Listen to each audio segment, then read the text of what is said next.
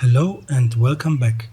In this video, I'll show you how to transform objects separately in Affinity, whether it's their size or proportions. Let's start from scratch. As you can see, when I select one object, the others remain unchanged. However, if I select them all together, they all change as a whole rather than individually.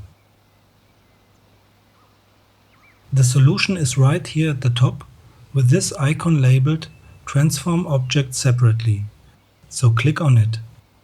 Now each individual object changes just like the single selected one.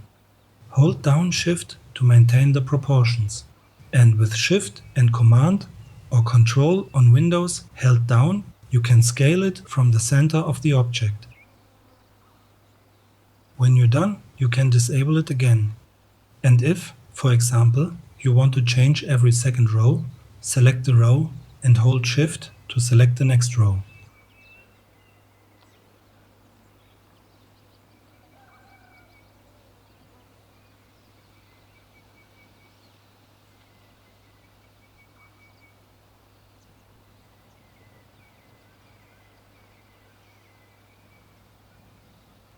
And if you only want to change certain objects, click on the first object and, while holding Shift, click on the other objects.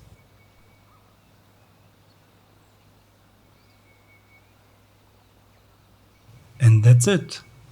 To make sure you don't miss any more Affinity tutorials, hit the subscribe button.